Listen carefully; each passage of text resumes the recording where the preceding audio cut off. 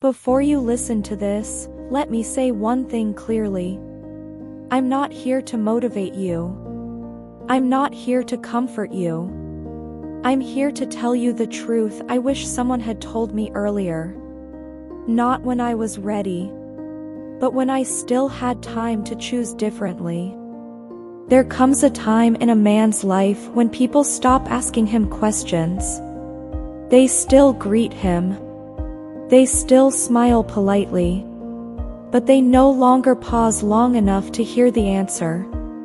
Walter Harris realized he had reached that time at 68. It wasn't sudden. It didn't arrive with a warning. It crept in slowly, disguised as kindness. You don't need to worry about that anymore, Walter. We've got it covered. Just relax. They said it gently, but what they meant was clear. Your turn has passed. Walter had spent 41 years working as a financial clerk in a mid-sized insurance company in Ohio. He wasn't famous. He wasn't rich. But he was reliable. Numbers made sense to him when people didn't. He believed that if you showed up on time, told the truth, and did your job well, life would eventually return the favor. Retirement proved him wrong. Life didn't return anything. It simply moved on without him. The moment it became impossible to ignore happened at his granddaughter Lily's birthday. The family gathered at a small diner they always used. Balloons taped to the walls. A chocolate cake melting under warm lights.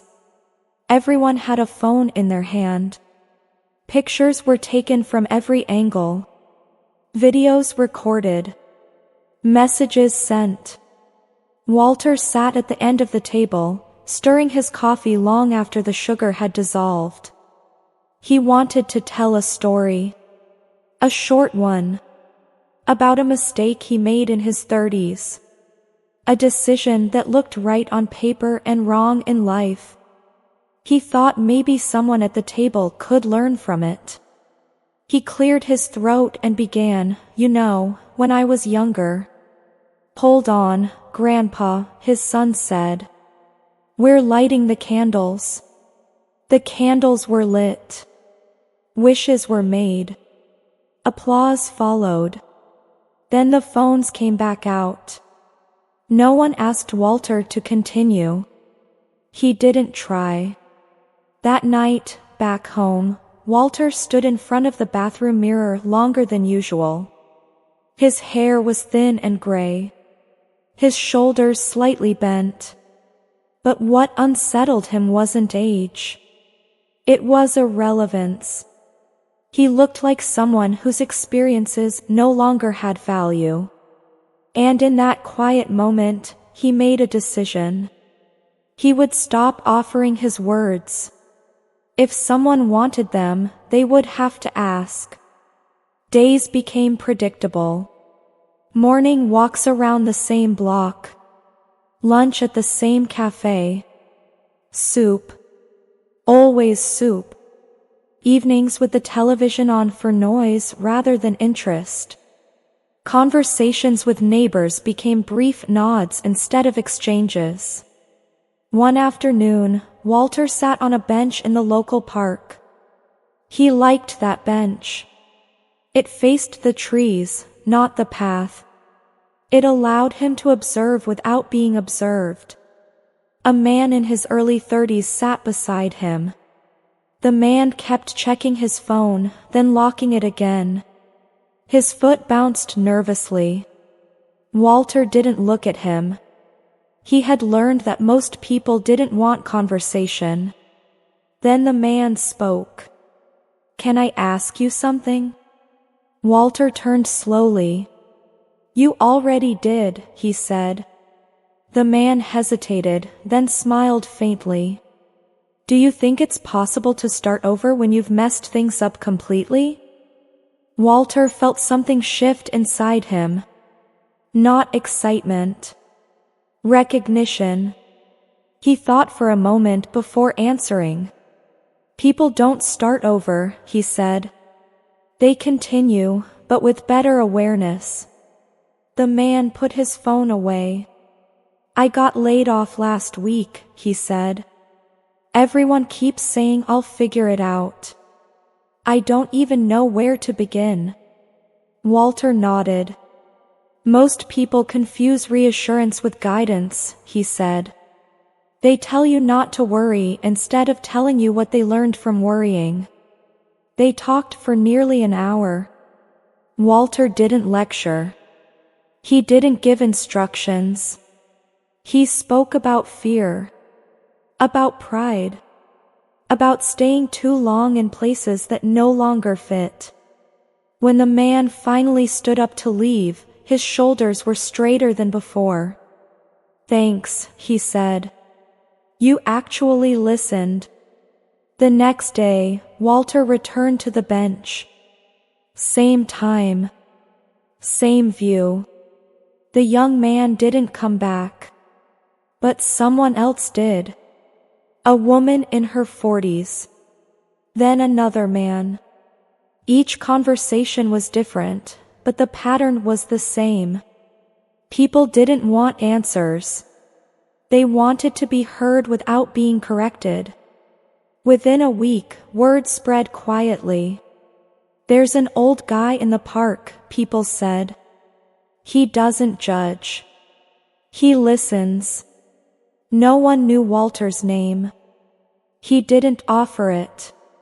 Names weren't important anymore. Presence was. One afternoon, an elderly woman sat beside him.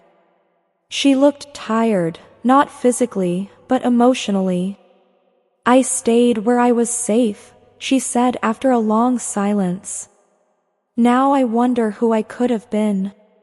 Walter didn't rush to respond. Safety keeps you alive, he said. It doesn't always let you live. She nodded, eyes filling. I learned that too late. Walter shook his head gently. Late is a story we tell ourselves so we don't have to act. That evening, walking home under a fading orange sky, Walter felt something he hadn't felt in years. Purpose. Not the kind that comes from productivity, but the kind that comes from relevance. He understood something essential then. People don't stop needing wisdom as they age. They stop asking for it. And sometimes, all it takes to matter again is waiting quietly until someone finally does. People assume that the past fades with age. It doesn't. It becomes quieter, but heavier. Walter Harris learned that the memories that stay are not the loud ones, but the moments when you chose comfort over courage. There was one such moment that followed him into every season of his life. He rarely spoke about it. Not because it was painful, but because it was unfinished. Walter had been 34 when he made the decision. At the time, it didn't feel like a decision at all. It felt reasonable, logical, responsible. He was married to Margaret then. She was patient, observant, and far more honest with herself than he was. Where Walter believed in stability, Margaret believed in direction. They lived in a small apartment near the city. Walter's job was demanding but steady. Margaret worked part-time and spent most of her energy dreaming about a different life. Not a bigger one. A quieter one. She talked about moving somewhere smaller. Somewhere with space. Somewhere they could breathe. Walter listened, but he didn't hear urgency. One evening, Margaret sat across from him at the kitchen table. No television. No distractions. Just silence and intention. I don't want to wake up 10 years from now and realize we stayed because it was easier, she said. Walter leaned back in his chair. He explained budgets, risks, career paths.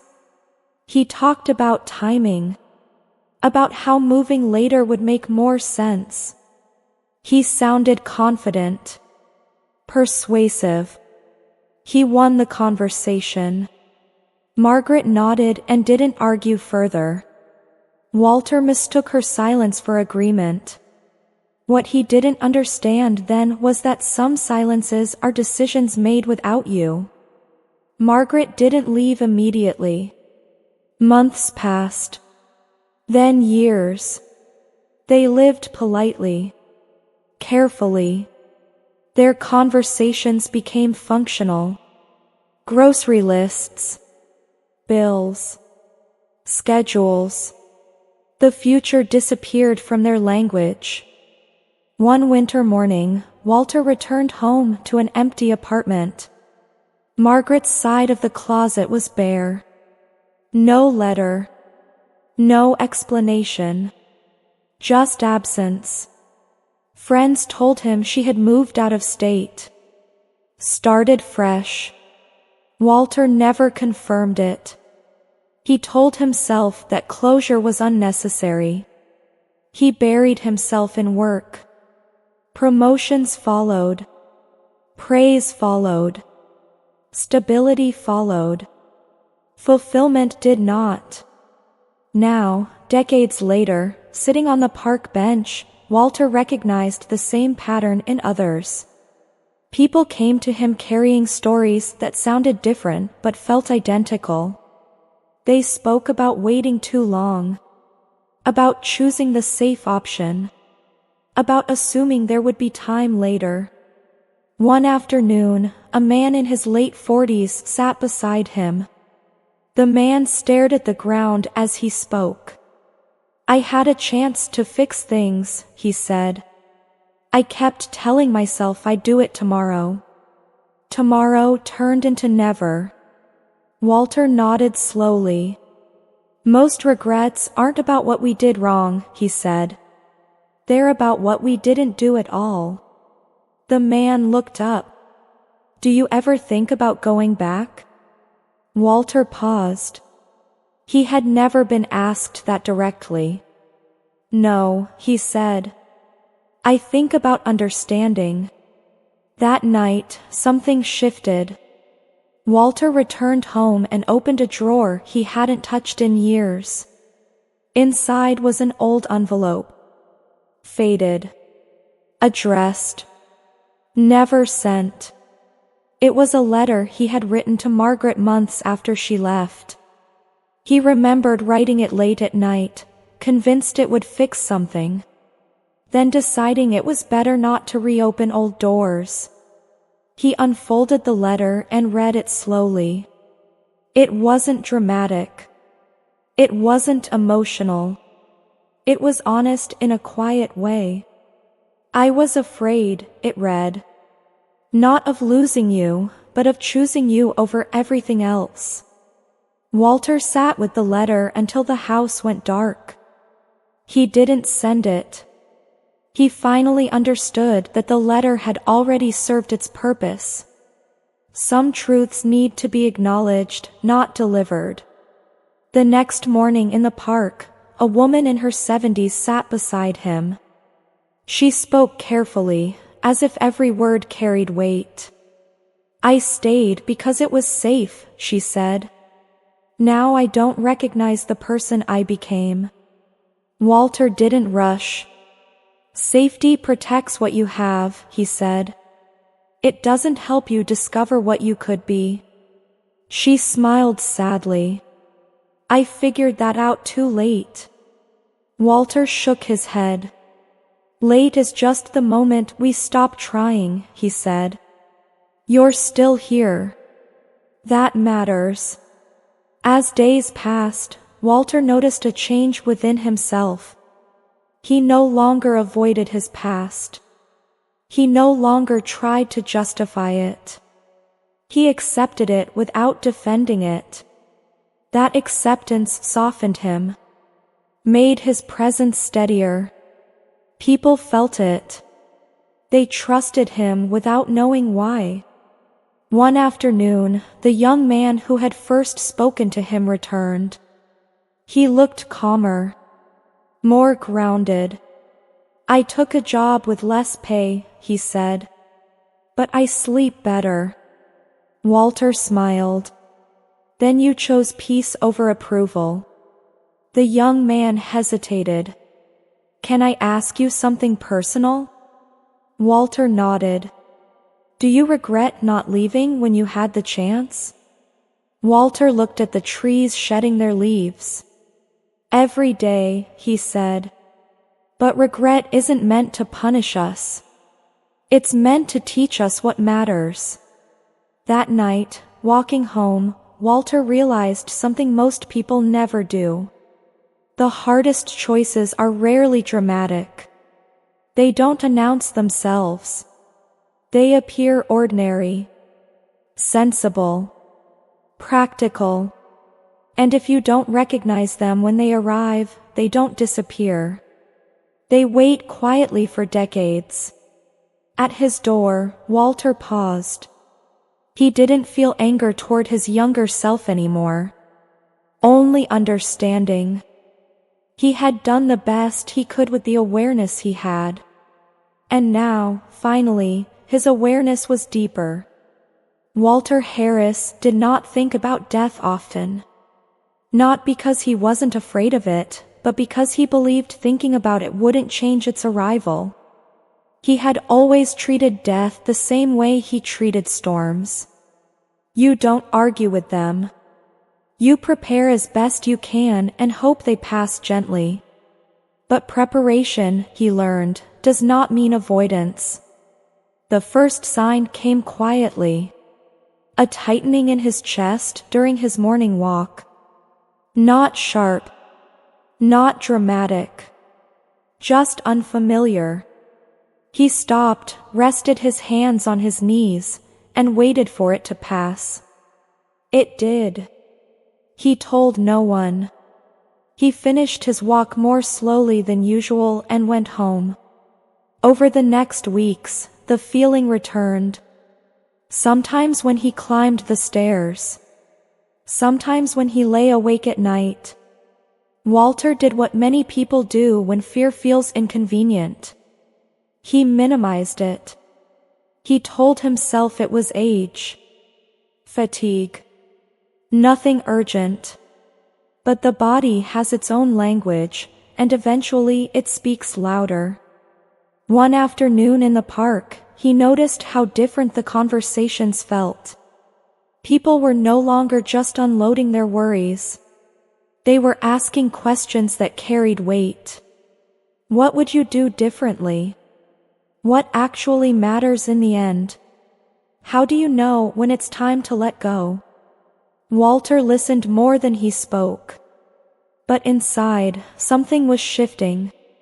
He realized that for the first time, he was no longer speaking from memory alone. He was speaking from proximity. The distance between him and the end had shortened, and that clarity changed everything. The night the pain returned stronger than before, Walter didn't hesitate. He drove himself to the hospital. The waiting room was quiet. Too quiet. He sat there watching a clock that seemed to move slower than time itself. When the doctor finally spoke to him, the words were careful, measured, honest. Nothing immediate. But something real. Something that would require attention. Walter drove home under dark skies, gripping the steering wheel tighter than necessary. He wasn't afraid of dying. He was afraid of leaving things unfinished. That fear followed him into his house and sat beside him in the silence. The next morning, he didn't go to the park. Instead, he sat at his kitchen table with a cup of coffee he barely touched. He thought about the letter. About Margaret. About the life he didn't choose. For decades, he had told himself that acceptance meant moving on. That understanding was enough. But now, faced with the possibility of limited time, he realized something uncomfortable. Acceptance without action is just another form of fear. Walter picked up the phone and stared at it for a long time. He didn't know if Margaret was alive, if she would answer, if she would want to hear his voice. But for the first time, the outcome mattered less than the attempt. He found the old number he had kept without admitting why. His hand shook slightly as he dialed. It rang longer than he expected. Then a voice answered. Older. Familiar. Hello? Walter swallowed. Margaret. It's Walter. There was a pause. Not a surprised one. A measured one. I wondered if you ever would, she said. They didn't apologize right away. They didn't explain. They talked about ordinary things. Weather. Health. Time. Then silence filled the space between them. Not the uncomfortable silence of avoidance, but the heavy silence of honesty waiting its turn. I should have chosen differently, Walter said finally.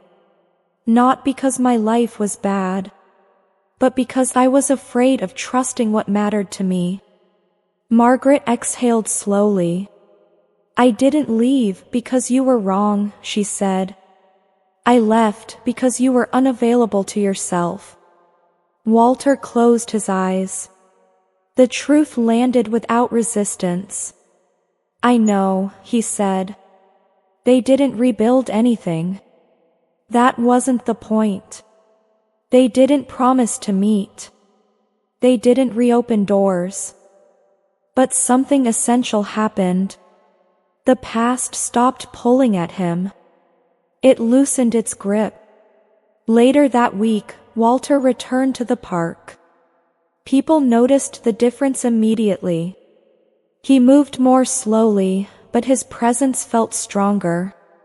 One man asked, "You look lighter. What changed?"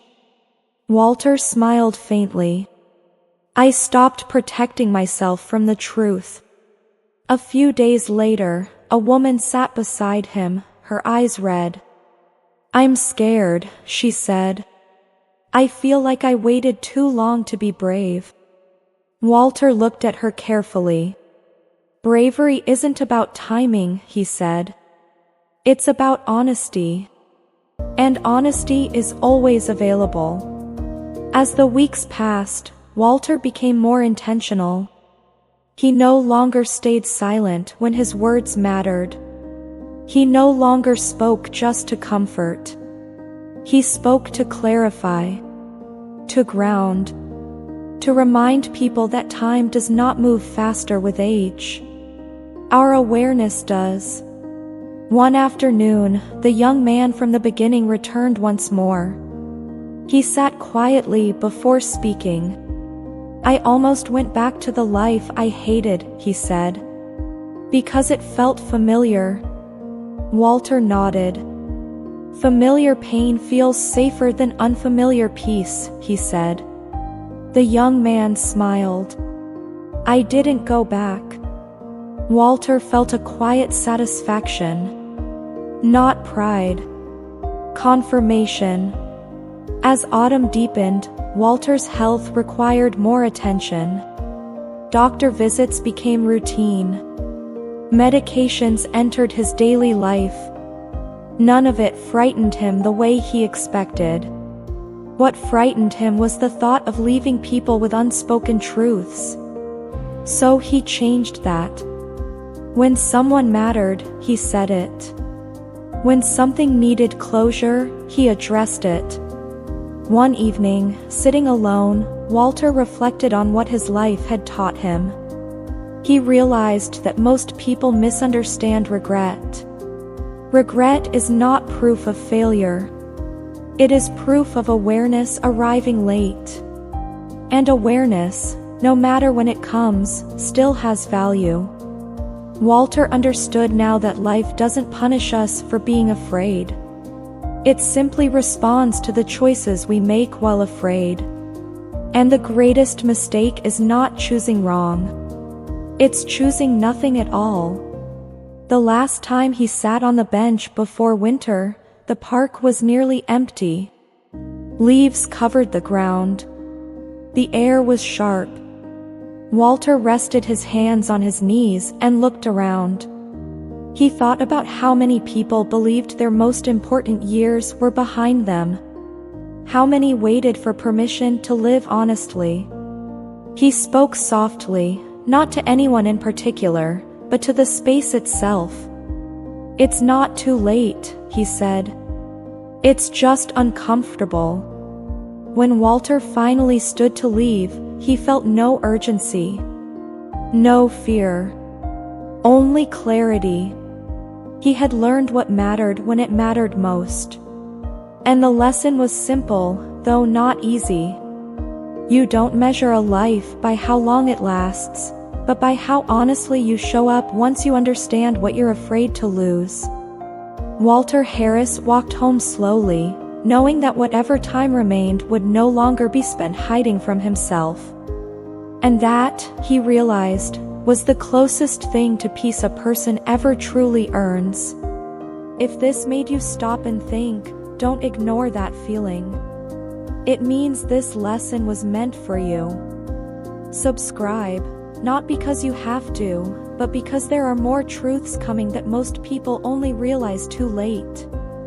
And if you know someone who needs to hear this, share it with them. Sometimes one honest message can change the direction of a life.